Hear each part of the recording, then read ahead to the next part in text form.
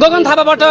तपाईहरुले के सिक्नुपर्ने छ उहाँले भन्नुभयो तपाईहरुले हामीबाट धेरै सिक्नुपर्ने छ तपाईहरुबाट नै हामी सिक्छौं भन्नुभयो उहाँको दमदार भाषणको चर्चा व्यापक भइरहेछ यस बीचमा तपाईको प्रतिक्रिया के छ हाम्रो आएर ह्याट्रिक हान्नु परेको गगन थापाले तपाईको यसमा अरु केही पनि भन्नुपर्ने कुरा केही पनि छैन सर्वप्रथम उहाँले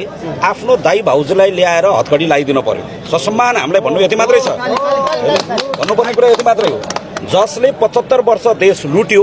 जसले 75 वर्ष कांग्रेसको नाममा लोकतन्त्रको नाममा प्रजातन्त्रको नाममा लोकतन्त्रको ठेक्का लगाएर देश लुटेर भाग्न पाइन्छ दाइ भाउजूलाई भगाएर लकटेर यहाँ हामीलाई सुशासनको क्लास दिन पाइन्छ जसले बाख्रा पालनको नाममा करोडौं रुपैयाँ भ्रष्टाचार गरेको छ जसले देश लुटेको छ जसले अनुदानको नाममा सारा दूध ध्वस्त पारेको छ उसले आएर हामीलाई क्लास दिनु पर्दैन उले आएर रवि लामी छानेलाई पढाउनु पर्दैन उले आएर बालन शाहलाई राष्ट्रियताको कुरा पढाउनु पर्दैन आतंककारी भ्रष्टाचारी बलात्कारीहरूले आएर हामीलाई सुशासनको क्लास दिन जरुरी छैन कसले के कहाँ के हान्नुभयो कसो गर्नुभयो त्यो उहाँहरूको कुरा हो तर तपाईले निन्दा दिनुभयो फेरि अब के गर्नु मैले फेरि पनि भने यो हाम्रो निन्दा दिने अनि आउनु न त उहाँहरु संस्कार हो तपाईले बलात्कारी हत्यारा अथवा विभिन्न किसिमको फेरि पनि भने नाम दिने मैले तपाईलाई फेरि पनि भने खोजेको पाउनालाई सम्मान गर्ने तपाईहरुको दायित्व होला नि मैले के भने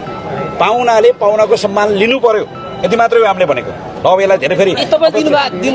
यति मात्रै हो मन्दिरमा घुम्दैमा त्यहाँ श्रीकृष्णको भगवानको अवतार हुन्छ सर बस अब यति कुरालाई चाहिँ बस ल धन्यवाद छ त्यसैले गर्दाखेरि हुन्छ अब यसलाई लामो नगरौँ तपाईलाई छोटकरीमा बताउनु पर्ने कुरा के हो भने उहाँहरू आउनुभयो धन्यवाद छ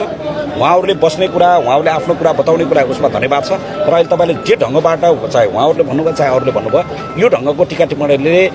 हामीले जे लक्ष्य उद्देश्यले उहाँहरूलाई यहाँसम्म हामीले बोलाएका थियौँ त्यो लक्ष्य उद्देश्य अनुरूप कतिपय नेताहरू आउनुभयो इमान्दारितापूर्वक आफ्नो शुभकामना सन्देश दिनुभयो जानुभयो प्रशंसा गर्नुभयो धन्यवाद भन्नुभयो अब उहाँहरूलाई राष्ट्रिय स्वतन्त्र पार्टीको यो लहर पचाउन धौ भएको छ त्यो अड्डाउन धौ भएको छ यत्रो मान्छे हेर्दाखेरि भनी चक्कर लागेको छ उहाँहरूलाई चाहिँ शान्तारानी परिवारको गीत थियो नि म त ढले ढले ढले ढले भनेको जस्तो चाहिँ हिजो गगन थापा प्रदीप गेवालीहरूलाई चाहिँ यत्र रासोपाको कार्यकर्ता देख्दा म त ढल्ले ढले ढले ढले भने जस्तो चाहिँ भए हुनाले चक्कर लागेर त्यसो बोल्नु भएको होला अब योभन्दा बढी चाहिँ हामीलाई सुशासन क्लास दिनु पर्दैन हस् धन्यवाद छ